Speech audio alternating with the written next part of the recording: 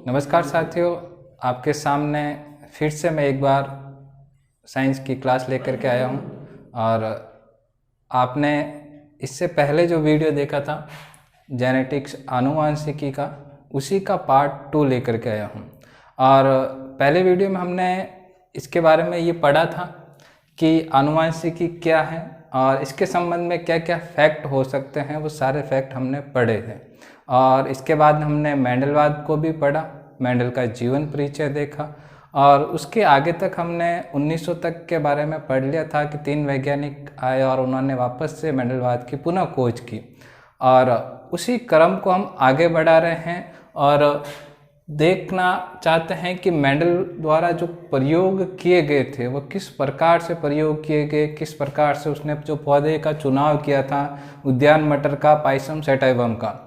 और उसी को आगे बढ़ाते हुए हम, क्योंकि जो मेंडल था मेंडल ने जो उद्यान मटर का पौधा चुना, कौन सा चुना? उद्यान मटर, पाइसम सैटाइवम।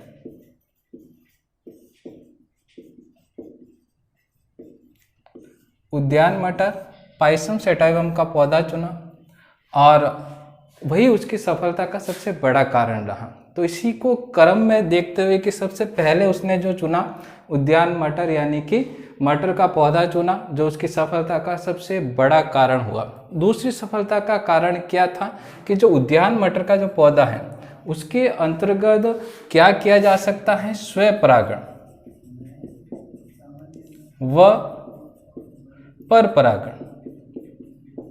स्वपरागण और परपरागण की प्रक्रियाएं आसानी से की जा सकती हैं, क्योंकि इसके अंदर जो पुष्प होता है उस पुष्प के अंदर के सारे जो भी भाग हैं वो सारे के सारे भाग क्या हैं, हमें आसानी से दिखाई दे सकते हैं।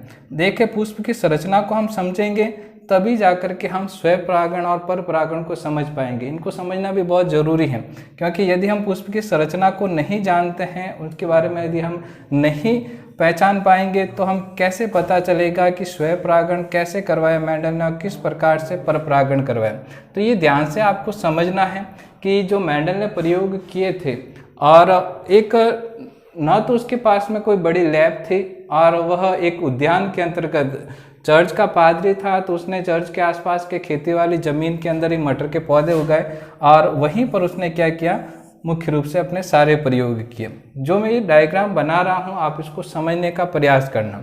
यहाँ पे ये सबसे पहले नीचे क्या होता है, ये तो क्या होता है, व्रंत, जो टहनी वाला जो भाग होता है इसे क्या बोलते हैं? व्रंत बोलते हैं। तो ये वाला भाग कौन सा हो गया? पुष्प व्रंत।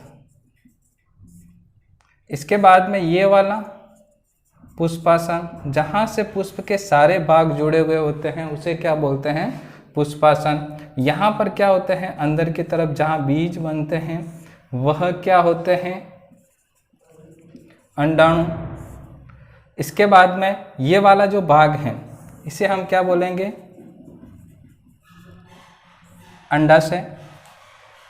ऊपर वाला भाग वर्तिकाग्र, ये क्या है? वर्तिका।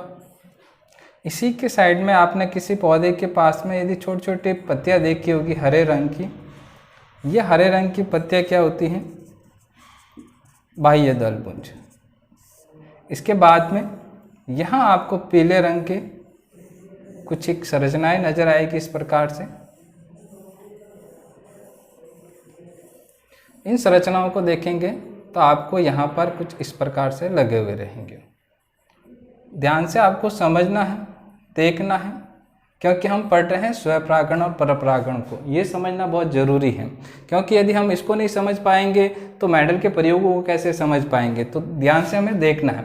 यहाँ पर ये क्या बनाया मैंने, यहाँ जो ये होते हैं ये क्या होते हैं? पूरे के पूरे पुकेसर, पूरा भाग पुकेसर वाला कहलाता है। यहाँ पर पराग कण रहते हैं तो इन्हें क्या बोलेंगे? पराग कोश बोलेंगे, जहाँ पर पराग कण रहेंगे। आपको जो पुष्प के अंतर्गत कलरफुल पत्तियां नजर आती हैं, वह कलरफुल पत्तियां जो होती हैं उन कलरफुल पत्तियों को हम क्या बोलेंगे? दलपुंज। अब ये पुकेसर वाला भाग, ये ध्यान रखना है, पुकेसर वाला जो ये भाग है, ये भाग कौन सा होता है? नर वाला भाग होता है। पुष्प के अंदर नर वाला भाग क्या होगा, पुंकेसर। यहाँ पर वर्तिका, अंडाणु और अंडाशय, ये सारे भाग मिलकर के किसका निर्माण करेंगे, स्त्री केसर का निर्माण करेंगे। यानी कि पुष्प के अंदर स्त्री वाला भाग कौन सा हुआ, स्त्री केसर। नर वाला भाग कौन सा हुआ, यानी पुरुष वाला भाग कौन सा हुआ, पुंकेसर। जब किसी भी पुष्प के अंदर ये दोनों हो, यानी पुंकेसर और स्त्री केसर यदि दोनों रहेंगे तो हम उसे क्या बोलेंगे, उभयलिंगी पुष्प।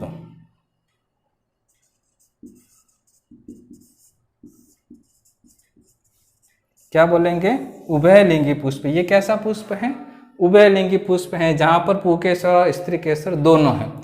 जब कभी भी यहां से पराग कण यहां तक पहुंच जाएंगे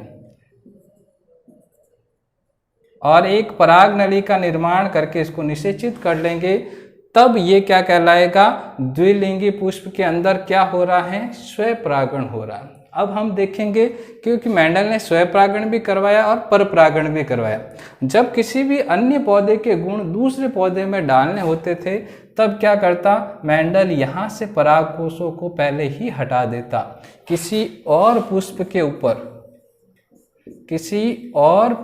ऊपर जो ये पराग कोश थे, इसके अंदर जो पराग कण थे, क्या थे, पराग कण, इन पराग कणों को वह इसके ऊपर छिड़क देता, तो ये क्या हो जाता, परपरागण हो जाता।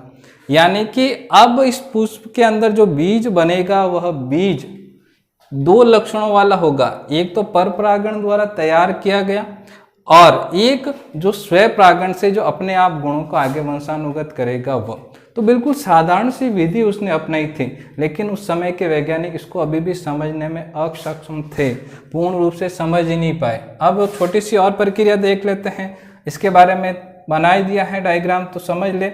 यहाँ अंडाशय से, जो अंडाशय वाला भाग है, इससे क्या बनता है, फल का निर्माण बनता है। जो अंडाणु होते हैं, अंडाणु से क्या बनता है, बीज बनता है। ध्यान रखना है, कभी भी परीक्षा में पूछ ले कि पुष्प के किस भाग से फल का निर्माण होता है, तो अंडाशय से। पुष्प के किस भाग से बीज का निर्माण होता है, तो अंडाणु वाले भाग से बीज बनते हैं। तो ये प्रक्रिया थोड़ी सी ध्यान रखना, आपको समझ में आ गया होगा। स्वपरागण एक ही पुष्प के पुंकेसर और स्त्री केसर वाला भाग मिलकर के निषेचन होता है, तो उसे क्या बोलते हैं, स्वपरागण। जब अलग अलग पुष्प के एक के परागण और दूसरे के स्त्री केसर वाले भाग को यदि लिया जाकर के संकरण करवाया जाए, तो वह क्या कहलाता है, परपरागण कहलाता है। तो मेंडल के लिए बहुत अच्छा था कि उसने आराम से स्वपरागण और परपरागण की प्रक्रिया वह आराम से करवा सकता था। तो ये उसके लिए बहुत ही आसान हो गया, क्योंकि मटर के पौधे के अंदर ये बाह्य रूप से आराम से दिखाई दे सकते हैं। अब आगे उसने क्या किया, मटर का जो पौधा चुना, वह पौधा कैसा होता है, मुख्य रूप से देखा जाए तो वह एक वर्षीय, यानी कि एक वर्ष के अंदर उसकी 3 से 4 पीढ़ियां आराम से उगाई जा सकती हैं। ऑस्ट्रेलिया के अंदर वातावरण अनुकूलित था और इसके कारण से वह पूर्ण रूप से इस पौधे को आराम से 3 से 4 पीढ़ियां उगा करके इसके ऊपर संकरण कर सकता था। और पौधे का आकार कैसा था, छोटा था। पौधे का आकार कैसा था, छोटा आकार होने के कारण वह आराम से उस पौधे के ऊपर अपने प्रयोग कर सकता था। तो इस प्रकार से उसने पौधे के सारे गुणों में से महत्वपूर्ण गुण लिए। कितने जोड़े लिए, तो ध्यान रखना है, ग्रेगर जॉन मेंडल द्वारा 34 जोड़ी विपर्यासी लक्षणों को खोजा। कितने लक्षणों को खोजा, यदि पूछा जाए कि मेंडल द्वारा कितने जोड़ी विपर्यासी लक्षणों को खोजा, तो आपको ध्यान रखना है 34 जोड़ी विपर्यासी लक्षणों को खोजा। इसमें से मेंडल ने 34 जोड़ी में से कितने जोड़ी, 7 जोड़ी लक्षण, यही विपर्यासी लक्षण, 7 जोड़ी लक्षणों के ऊपर उसने क्या किया, प्रयोग किया। और अभी जो लेटेस्ट में कभी कभार पूछा जाता है कि 7 जोड़ी लक्षणों को कितने जीन नियंत्रित करते हैं, तो आपको ध्यान रखना है कि 4 जोड़ी जीन इन 7 जोड़ी लक्षणों को क्या करते हैं, नियंत्रित करते हैं। जीन के बारे में हम पहले ही पढ़ चुके हैं, पिछले वाले वीडियो को अभी नहीं देखा है तो आपको ध्यान से देखना है कि मेंडल ने इसी जीन को क्या कहा था, कारक कहा था। और इसकी जीन शब्द देने वाला वैज्ञानिक कौन सा था, जॉनसन था, वही जॉनसन बेबी पाउडर वाला। तो नाम याद हो जाएगा, ज से जॉनसन और जीन। ठीक है, जीन क्या होते हैं, यह आनुवांशिकी की इकाई है और साथ ही साथ में डीएनए का भाग है और इससे उत्परिवर्तन की इकाई भी कहते हैं। अब आगे देखते हैं कि मेंडल द्वारा जो 7 जोड़ी विपर्यासी लक्षण थे वह कौन कौन से थे और ऐसे कौन से लक्षणों का उसने चुनाव किया था। तो आपको यह ध्यान देना है, इन 7 जोड़ी विपर्यासी लक्षणों को याद भी रखना है, क्योंकि कभी कभार क्वेश्चन ऐसा पूछा जाता है, निम्न में से कौन सा मेंडल द्वारा चुना हुआ लक्षण नहीं था। तो आपको वो भी ध्यान रखना है, ये 7 जोड़ी लक्षण महत्वपूर्ण थे। तो ध्यान रखें, 7 जोड़ी लक्षण कौन से थे, इसमें से कौन सा प्रभावी था और कौन सा अप्रभावी। अब ये सारी टर्मिनोलॉजी है मेंडल द्वारा अपनाई गई, प्रभावी अप्रभावी में साथ ही साथ मैं आपको बताता जाऊंगा। जैसे जैसे हम चैप्टर को आगे पढ़ते जाएंगे हमें समझ में आता रहेगा कि किस प्रकार से जो लक्षण हैं प्रभावी हैं अप्रभावी हैं, क्योंकि इसके शब्दों की क्लिष्टता बहुत ज़्यादा है। बाकी इसको समझना बहुत आसान है, आप ध्यान से इस वीडियो को देखेंगे तो आप जल्द ही इन सारे बहुत से ऐसे ऐसे शब्द आ रहे हैं, इन शब्दों को आराम से समझ पाएंगे। अब जो मेंडल द्वारा 7 जोड़ी लक्षण लिए गए थे वो 7 जोड़ी लक्षण कौन कौन से थे। पहले लक्षण की बात कर रहा हूँ, आपको यदि किसी पौधे को आपने देखा है तो पौधे को याद करें और उसके भागों को देखने का प्रयास करें। जैसे मैं आपको लक्षण बता रहा हूँ उन लक्षणों को याद करने का प्रयास करें। सबसे पहले आप किसी पौधे को देखते हैं तो कैसा पता चलता है कि पौधा कैसा है, पौधे की लंबाई कितनी है। तो मेंडल ने सबसे पहले क्या लिया कि पौधा लंबा है या बौना है। तो प्रभावी लक्षण कौन सा हो जाएगा, लंबा। अप्रभावी कौन सा हो जाएगा, बौना। पौधे को देखा है आपने तो आपको देखते ही पहले क्या नजर आता है कि पौधा लंबा है या बौना है। उसके बाद में यदि हम देखते हैं तो उसके अंतर्गत देखते हैं पुष्प को, उस पौधे के ऊपर कोई पुष्प लगा हुआ है या नहीं। तो पुष्प की स्थिति, पुष्प कहाँ पर लगा हुआ है, पुष्प कहाँ पर लगा हुआ है मतलब किसी टहनी का भाग होगा, उसकी पत्ती निकलेगी, उसी पत्ती के पास में आपको एक पुष्प नजर आता है। तो ये पुष्प हो गया। तो पुष्प एक तो ऐसे टहनी निकल के फिर निकलता है, बीच में से देखना आप हल्की सी एक लाइन जैसा बाहर निकलेगा, और एक बिल्कुल जो पुष्प होता है पत्ती निकली उसी पत्ती के जस्ट पास में ही वहां पर ही पुष्प निकल जाता है। तो 2 प्रकार से, यदि वह बिल्कुल पास में निकल रहा है, पत्ती के तने के पुष्प रंध्र के पास में निकल रहा है, तब हम उसे क्या बोलेंगे, कक्षत। और यदि वह छोटा सा टहनी के रूप में आगे निकल के फिर उसके ऊपर पुष्प निकल रहा है तो हम उसे क्या बोलेंगे, अग्रस्त, यानी आगे निकल गया। ठीक है, तीसरा लक्षण देखते हैं, पुष्प की स्थिति देखिए, आगे देख रहे हैं पुष्प का रंग, कलर कैसा है पुष्प का, ध्यान से समझना। पुष्प जो किसके अंतर्गत हम बात कर रहे हैं, उद्यान मटर के अंदर कैसा पुष्प होता है, यदि वह प्रभावी होगा तो वह कैसा होगा, बैंगनी रंग का, और अप्रभावी होगा तो वह कैसा होगा, सफेद रंग का। काफी जने बैंगनी रंग को लाल रंग बता देते हैं, कई बार किताबों में गलत या गाइडों में गलत छपा हुआ है, यहाँ विशेष तौर से ध्यान रखना। प्रभावी लक्षण पुष्प का कौन सा है, बैंगनी है, अप्रभावी कौन सा है, सफेद है। तो आपको ध्यान रखना है। आगे हमने पौधे की लंबाई देखी, पुष्प की स्थिति देखी, पुष्प का रंग देखा। आगे हम देख रहे हैं चौथा लक्षण, पुष्प के बाद में आप उस पुष्प को अंदर देखेंगे तो क्या देखेंगे, बीज, बीज को देखेंगे। तो बीज के अंतर्गत आप देखेंगे कि बीज से पहले जो संरचना बन रही है, बीज से पहले अंदर नहीं जाते हैं, उससे बाहर ही देख लेते हैं फल, फल का आकार देख लेते हैं, फल का आकार। और मटर के अंदर तो क्या बनता है, फल के रूप में हम उसे क्या बोलते हैं, फली बोलते हैं। तो हम क्या बोल लेंगे उसको, फली का आकार। फली का आकार, आपने कभी मटर की फली देखी है तो कैसी दिखाई देगी, एक तो फूली हुई और दूसरी कैसी होगी, संकुचित, बिल्कुल चिपकी हुई सी, दबी हुई सी। तो फूली हुई है तो प्रभावी है, और बिल्कुल संकुचित है तो वह कैसी हो जाएगी, अप्रभावी। पांचवा लक्षण ले रहे हैं, फली का आकार देख लिया, आगे हम देख रहे हैं फली का रंग कैसा है। फली का रंग कैसा रहेगा, तो फली के रंग के अंतर्गत आपने देखा होगा, यदि वह फली का रंग हरा है तो प्रभावी है, यदि वह पीला रंग है तो कैसा हो जाएगा, अप्रभावी हो जाएगा। अब आगे हम बात कर लेते हैं, फल के अंदर बात कर लेते हैं बीज की। तो बीज का आकार, बीज का आकार कैसा, आप उस मटर को बाहर निकालेंगे तो देखेंगे तो बिल्कुल वह कैसा नजर आएगा, गोलाकार। यदि वह प्रभावी लक्षण से उत्पन्न हुआ है तो आपको बीज का आकार कैसा दिखाई देगा, गोलाकार आकृति का दिखाई देगा, और नहीं तो आपको दिखाई देगा जूरीदार। कैसा लक्षण दिखाई देगा, जूरीदार दिखाई देगा। फिर आगे सातवां लक्षण देख लेते हैं बीज के बारे में। तो आगे हम बीज पत्र, बीज पत्र क्या होता है ये समझना। बीज है, बीज के पास में एक छोटा सा आपको बाग नजर आता है, ये वाला।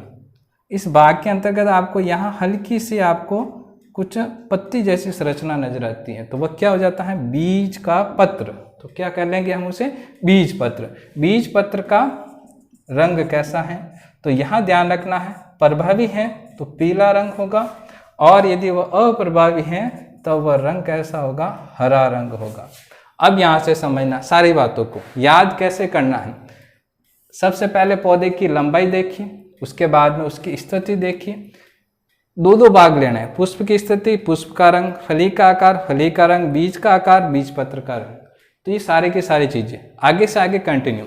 फिर महत्वपूर्ण क्या है, एक तो ये बैंगनी रंग प्रभावी है, इधर सफेद रंग। फिर याद रखना, कंफ्यूजन यहाँ होगी, यहाँ हरा रंग आ रहा है, यहाँ हरा रंग आ रहा है, तो यहाँ ध्यान रखना है, फली का जब भी रंग पूछे तब आपको बताना है प्रभावी लक्षण है हरा, और जब बीज पत्र के बारे में आपको पूछे तो प्रभावी कौन सा है, पीला है। ये बहुत अंदरूनी क्वेश्चन है जो काफी बार पूछे जाते हैं। यहाँ से समझना, ये वाला जो हरा रंग है वह कैसा है, अप्रभावी, किसमें, बीज पत्र में, और यहाँ कैसा है, अप्रभावी, पीला रंग है। तो यहाँ कंफ्यूज नहीं होना है, हमें क्रम से याद करना है। काफ़ी बार किताबों में ऊपर नीचे दे रखा होता है, तो आपको उसको एक क्रम में व्यवस्थित कर लें, साथ साथ में आप चाहें तो लिख सकते हैं, और लिखने के बाद में आप इसको आराम से कंटिन्यू याद कर सकते हैं। तो ये मेंडल की सफलता के कारण में ये भी जुड़ गया कि उसने बिल्कुल अच्छे से ये लिए। अभी प्रभावी और प्रभावी को भी देखेंगे, बहुत सारी चीज़ों को आगे और समझना है, क्योंकि जो मेंडल ने जो प्रयोग किए थे वह प्रयोग मुख्य रूप से कितने रूप में जाना जाता है उन प्रयोगों को, तो आप देखेंगे कि मेंडल द्वारा इन्हीं सारे प्रयोगों को करके उसने 3 नियम दिए। मेंडल के नियम, कितने नियम दिए, तो आपको ध्यान रखना है 3 नियम दिए। पहला नियम कौन सा है, प्रभाविता का नियम। पहला नियम कौन सा है, प्रभाविता का नियम है। दूसरा नियम कौन सा है, तब आपको ध्यान रखना है पृथक्करण का नियम। इसी पृथक्करण के नियम को क्या कहते हैं, युग्मकों की शुद्धता का नियम। युग्मकों की शुद्धता का नियम। तीसरा कौन सा था, स्वतंत्र अपव्यूहन का नियम। पहला नियम प्रभाविता का नियम, दूसरा पृथक्करण का नियम या युग्मकों की शुद्धता का नियम, और स्वतंत्र अपव्यूहन का नियम। अब यहाँ से समझना, जो मेंडल द्वारा जो नियम दिए गए थे, प्रभाविता का नियम और पृथक्करण का नियम, यह हम किसके द्वारा समझते हैं, तो यह ध्यान रखना है एकल संकर संकरण द्वारा। प्रभाविता के नियम और पृथक्करण के नियम को हम किससे समझते हैं, एकल संकरण संकरण के द्वारा, जबकि स्वतंत्र अपव्यूहन के नियम को हम समझते हैं द्विसंकर संकरण। अब हम जैसे ही एकल संकरण संकरण को पढ़ेंगे तो हम 2 नियम को कंप्लीट कर लेंगे, और जैसे ही हम द्विसंकर संकरण को पढ़ेंगे तो हम स्वतंत्र अपव्यवहन के नियम को कंप्लीट कर लेंगे।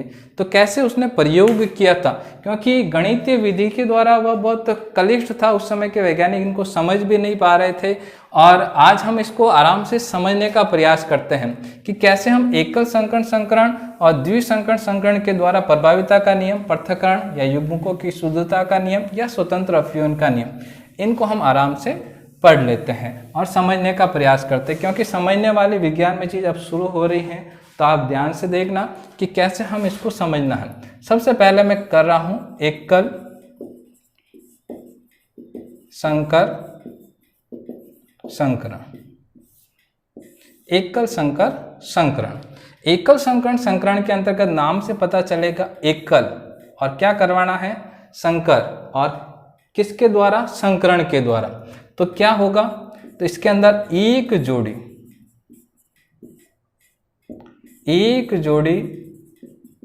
विपर्यासी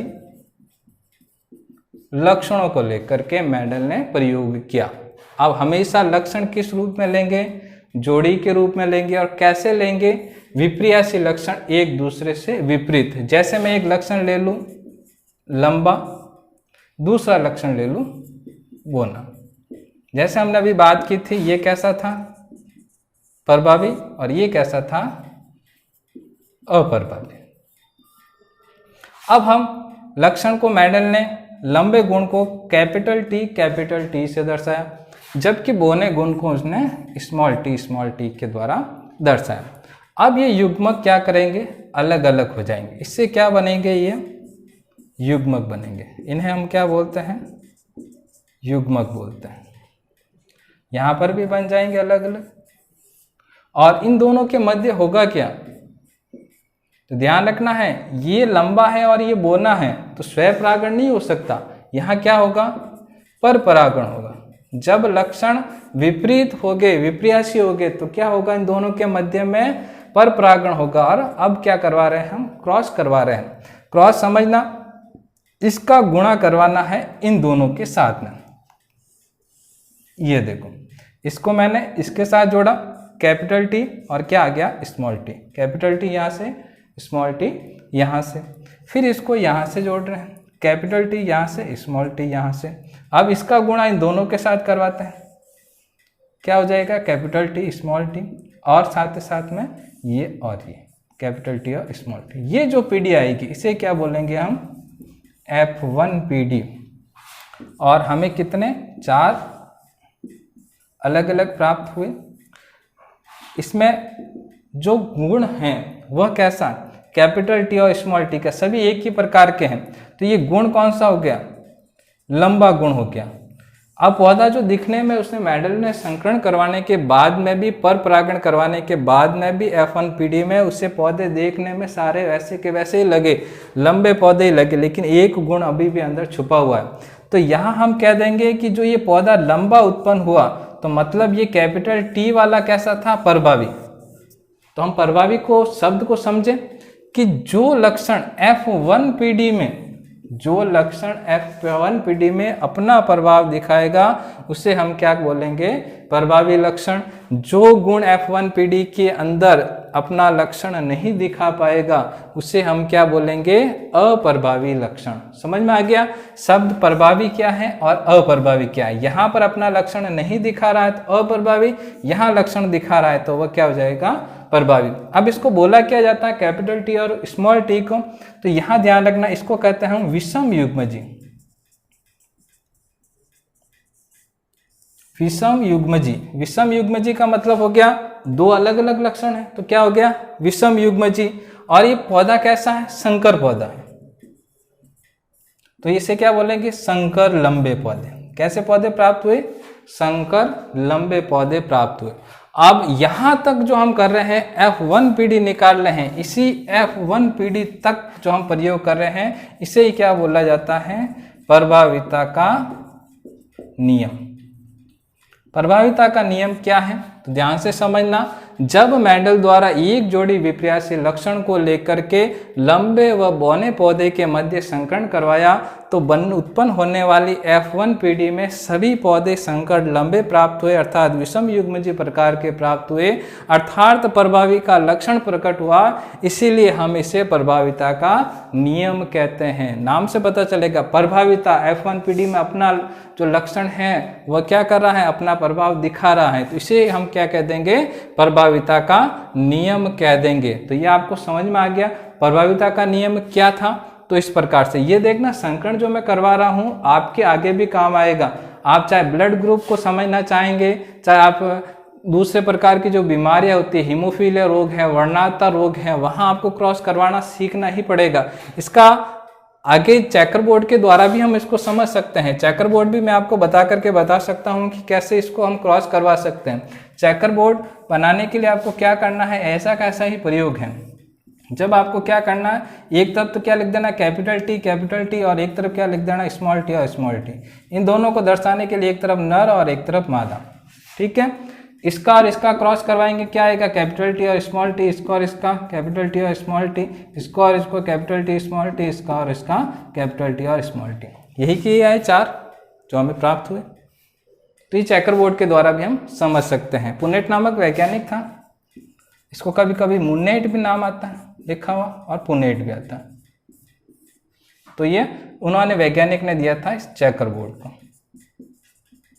क्योंकि इसको समझना में थोड़ी समस्या हो रही थी, बार बार बहुत ज़्यादा क्रॉस हो रहे थे तो समझ नहीं पा रहे थे। तो फिर आगे जा कर के वैज्ञानिक ने इसको सरल बनाने के लिए चेकर बोर्ड भी बना दिया था।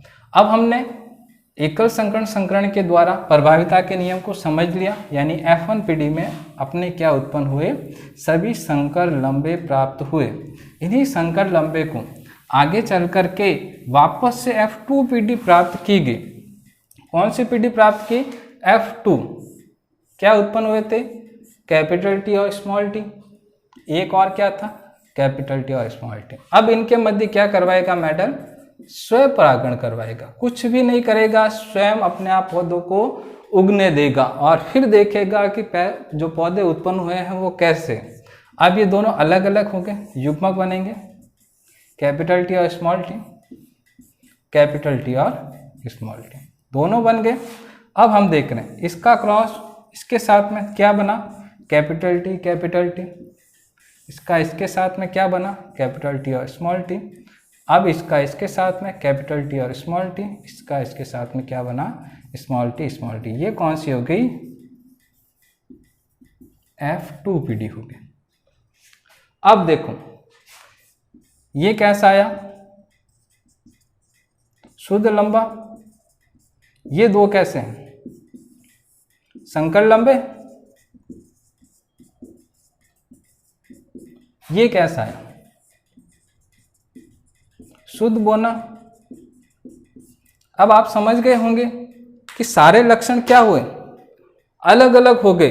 पहले हमें सारे चारों पौधे ऐसे ही मिले थे, अब क्या हो गया, उसमें से एक पौधा बिल्कुल लंबा हो गया, 2 पौधे विषम युग्मजीय प्रकार के हो गए और एक पौधा शुद्ध बोना भी हो गया। अब ये मेंडल के लिए थोड़ा आश्चर्यजनक हुआ और यहां से उसने F2 पीढ़ी से, याद रखना जो हम आगे वाले लक्षण लेंगे कौन कौन से, एक लेंगे हम लक्षणी प्रारूप फिनोटाइप और एक लेंगे हम जीनी प्रारूप। तो लक्षणी प्रारूप और जीनी प्रारूप कहाँ से लिए जाते हैं, F2 पीढ़ी से लिए जाते हैं। F2 पीढ़ी के अंतर्गत आपको ध्यान रखना है कि अब हम इसको निकालते कैसे हैं, लक्षणी प्रारूप को कैसे निकाला जाता है, जीनी प्रारूप को कैसे निकाला जाता है। समझना, ये पौधा कैसा है, शुद्ध लंबा है, इसके जैसा और कहीं है क्या, नहीं है, अकेला ही है, एक। फिर आगे ये 2 पौधे एक जैसे हैं, इनके जैसे और कहीं है क्या, नहीं है, तो कितने हो गए, 2। फिर इसके बाद में कौन सा बच गया, ये वाला शुद्ध बोना, ये भी अकेला ही है, 1। तो लक्षणीय अनुपात के अंदर क्या आ गया, 1:2:1। तो पूछा जाता है एकल संकरण के अंदर लक्षणीय अनुपात कितना होता है, 1:2:1 होता है। अब जीनी अनुपात देख रहे हैं, जीन वाले मैंने बताई थी बिल्कुल आंतरिक संरचना होती है, बिल्कुल अंदर वाली संरचना के अंतर्गत हम बात करेंगे। तो हम देख लेते हैं, हमें क्या निकालना है, लक्षणी प्रारूप और जीनी प्रारूप। इसको कैसे निकालना है, ये पौधा कैसा है, लंबा है, ये पौधा भी कैसा है, लंबा है, और ये पौधा भी कैसा है, लंबा है। देखने में चाहे हम ये संकर लंबे भी हैं, लेकिन है क्या, ये तीनों लंबे ही हैं। तो इसे हम क्या कह देंगे, तीन लंबे। और एक कैसा पौधा है, बोना है। ये लक्षणी प्रारूप कहाँ से देखना, हमें पौधे के बाहरी संरचना से देखना है कि बाहर से ये पौधे कैसे नजर आ रहे हैं। तीन तो लंबे नजर आ रहे हैं, एक बौना नजर आ रहा है। अब हम जीनी प्रारूप निकाले। जीनी प्रारूप कैसे निकालेंगे, इसकी आंतरिक संरचना देखेंगे। अंदर वाली संरचना में कैपिटल टी और कैपिटल टी कैसा है, बिल्कुल अकेला ही है, इसके जैसा और कहीं पे है क्या, नहीं है। फिर हम बात कर लेते हैं कैपिटल टी और स्मॉल टी की, ये कैसे हैं, दो हैं, इसके जैसे और कहीं है क्या, नहीं है, दो हो गए। फिर एक शुद्ध बौना, वो भी एक है। तो क्या हो गया, लक्षणीय अनुपात जब भी आपको पूछे तो कितना आएगा, 3:1 आएगा। और जीनी प्रारूप जब भी पूछे तब आपका आएगा 1:2:1 आएगा। तब आप समझ ले कि लक्षणीय प्रारूप एकल संकरण संकरण में लक्षणीय अनुपात क्या होता है, तो 3:1। एकल संकरण संकरण के अंतर जीनी प्रारूप कितना होता है, 1:2:1 होता है। आगे समझ में, तो यहां से हमें वापस से समझना है, क्योंकि यहां F2PD आते ही हमारा कौन सा हो जाएगा, पृथक्करण का नियम।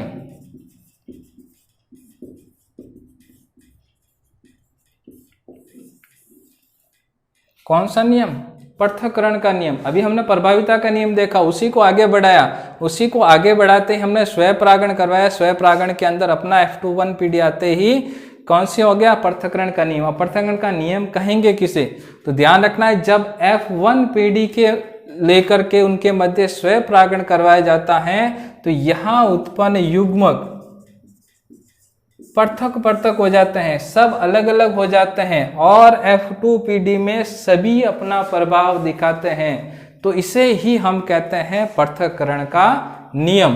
पृथक्करण का नियम समझ में आया कि सारे युग्मक अलग अलग हो जाएंगे और F2PD में अपना सभी प्रभाव दिखाएंगे। इसे हम क्या बोलेंगे कि यह पृथक्करण का नियम है। अब अपना बच गया है कौन सा, स्वतंत्र अपव्यूहन का नियम। स्वतंत्र अपव्यूहन के नियम के अंतर्गत हमें कौन से लक्षण लेने पड़ेंगे, कितने, तो आपको समझना यहां से है। दूसरा कौन सा, द्विसंकर संकरण, और इसी को क्या बोलते हैं, स्वतंत्र अपव्यूहन का नियम।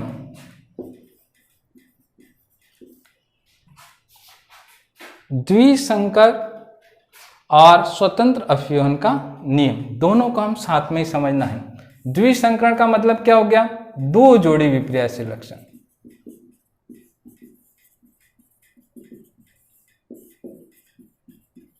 दो जोड़ी विपर्यासीय लक्षणों को किया गया क्रॉस क्या कहलाएगा, द्विसंकर संकरण और स्वतंत्र अपव्यूहन का नियम। इसमें क्या होता है कि मेंडल कितने जोड़ी लक्षण लेगा, दो जोड़ी। दो जोड़ी कौन कौन से ले रहा है, तो आपको ध्यान रखना है। सबसे पहला लक्षण लेगा पीला व गोल बीज, और दूसरा लक्षण कौन सा लेगा, पीला हो गया, दूसरा कौन सा हो जाएगा, हरा व गोल हो गया, तो दूसरा जूरीदार बीज।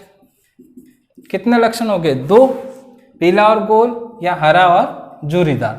पीले के लिए हम क्या बोलेंगे, येलो कैपिटल लेटर में, और गोल के लिए राउंड कैपिटल आर के रूप में। यहाँ हमने कैपिटल लिखा है, इसी को आगे हमें क्या लिखना है, स्मॉल लेटर के अंतर्गत। तो small Y small Y, small R small R. यहाँ क्या होगा, दोनों अलग अलग हैं, क्या होगा, पर परागण होगा। क्या होगा, पर परागण होगा। और अब ये युग्मक जैसे ही F1PD बनेगी, F1PD में आपको डायरेक्टली बता देता हूँ क्या बनने वाली है। F1PD के अंदर यहाँ से एक कैपिटल आएगा, यहाँ से एक स्मॉल आएगा, कैपिटल वाई स्मॉल वाई, यहाँ से एक कैपिटल आर आएगा और यहाँ से एक स्मॉल आर आएगा। आया समझ में। तो ये कौन सी आ गई अपने पास में, F1PD आ गई। F1 पीढ़ी को लेकर के मेंडल ने क्या किया कि वापस से इसके मध्य क्या करवाएगा, अब वह स्वपरागण करवाएगा। स्वपरागण के लिए कितने युग्मक बनेंगे ध्यान रखना है, तो वापस से यहाँ युग्मक बनाने हैं। युग्मक कैसे बनाने ये समझना, कैपिटल वाई स्मॉल वाई, आगे क्या है कैपिटल आर स्मॉल आर, यहाँ क्या कैपिटल आर स्मॉल आर, इन दोनों का गुणा आगे लिख देंगे। कैपिटल वाई का गुणा हम आर से करवाएंगे तो क्या आएगा capital Y R, capital Y का गुणा स्मॉल आर से करवाएंगे capital R small R, small Y का गुणा कैपिटल आर से करवाएंगे स्मॉल वाई कैपिटल आर, इसका स्मॉल वाई का गुणा स्मॉल आर से स्मॉल वाई और स्मॉल आर। देखिए 4 युग्मक बन गए। अब इसी चारों युग्मक को आगे हम समझने के लिए क्या बनाएंगे, चेकर बोर्ड बनाएंगे। यहाँ तक वापस समझ गए तो नहीं देखना, 2 जोड़ी विपर्यासीय लक्षण लिए हैं, पीला और गोल बीज और हरा और जुरीदार बीज, और हमने F1 पीढ़ी प्राप्त की और ये 4 युग्मक हमने बना है। किसको समझने के लिए, द्विसंकर संकरण को समझने के लिए। द्विसंकरण को समझने के लिए आगे हम चेकर बोर्ड बना लेते हैं। अभी मैंने आपको बताया था किस प्रकार से चेकर बोर्ड द्वारा हम आराम से समझ सकते हैं। ठीक है, चेकर बोर्ड बनाते हैं। चेकर बोर्ड के लिए 4 युग्मक हैं, तो 4 युग्मक को बना देते हैं।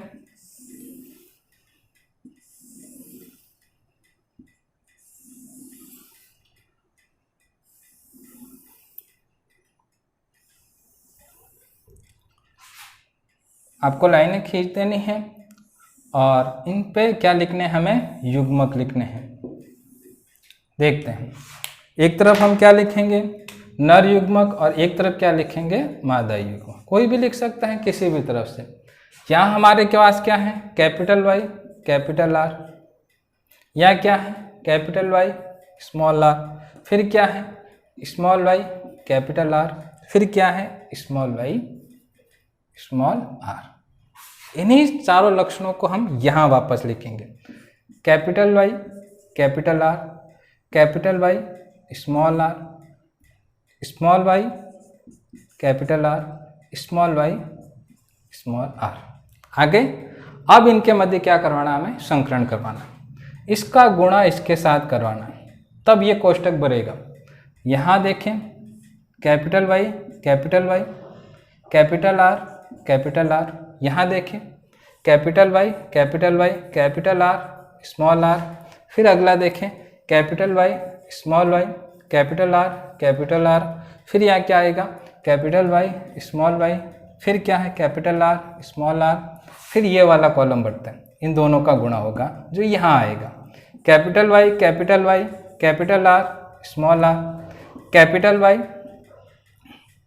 वाई स्मॉल आर, फिर इन दोनों का गुणा capital Y capital R small R, फिर आगे इन दोनों का कैपिटल वाई स्मॉल आर, फिर यहाँ इन दोनों का कैपिटल वाई और यहाँ पर भी कैपिटल वाई कैपिटल आर, और यहाँ देखें कैपिटल वाई स्मॉल वाई, और यहाँ क्या हो जाएगा कैपिटल आर और कैपिटल आर, फिर इन दोनों का कैपिटल वाई स्मॉल वाई, फिर क्या आ जाएगा कैपिटल आर स्मॉल आर, फिर आगे देखें इस कॉलम को बढ़ने के लिए इन दोनों से गुणा करवाना पड़ेगा, तब क्या आएगा स्मॉल वाई है स्मॉल वाई, फिर कैपिटल आर, फिर आगे देखिए यहाँ से कैपिटल वाई, यहाँ से small Y, capital Y small Y, यहाँ से कैपिटल आर, यहाँ से स्मॉल आर, यहाँ वापस देखना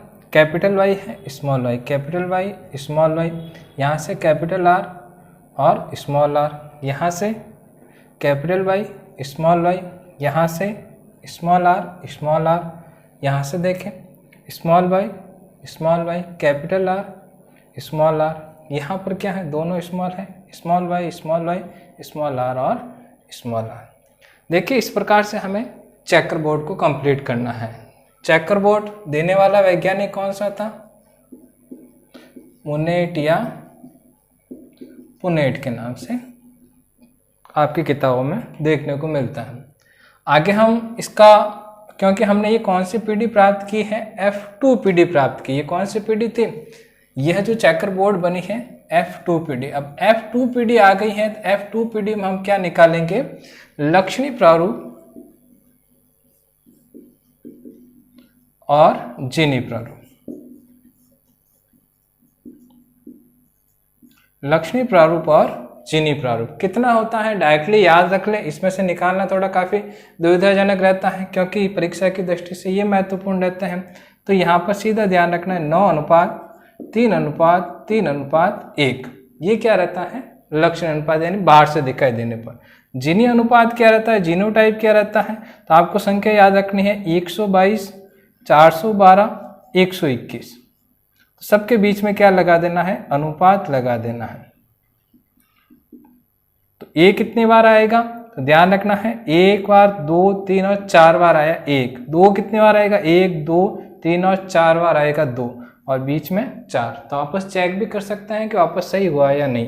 तो आपको लक्षणी अनुप्रारूप ध्यान रखना है 9:3:3:1 और जीनी प्रारूप ध्यान रखना है 122, 412, 121। परीक्षा में आपको ये ऊपर नीचे भी दे रखे हो सकते हैं, तो भी आपको ध्यान रखना है कि 1 को देखना है कि 4 बार आना चाहिए, 2 भी 4 बार आना चाहिए और 4 1 आना चाहिए, तब आपका यह जीनी प्रारूप बिल्कुल सही हो जाएगा।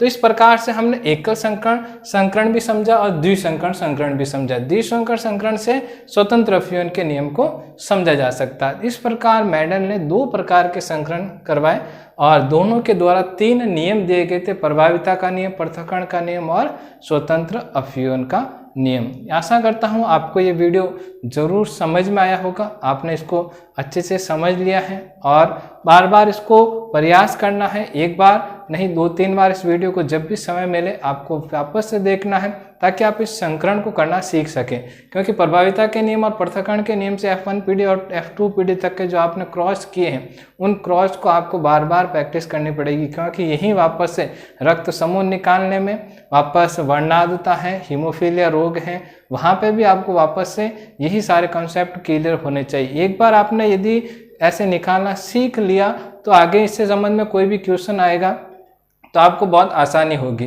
तो मैं आशा करता हूँ आपको यह जरूर समझ में आया होगा और अभी भी समझ में नहीं आया है तो आपस से इसको वीडियो जब भी समय मिले और देखना, आप इन सारी चीज़ों को आराम से समझ पाएंगे। आपको यदि ये वीडियो अच्छा लगा है तो इसे लाइक करें और बहुत अच्छा लगा है तो आप इसे शेयर करें। जय हिंद, जय भारत।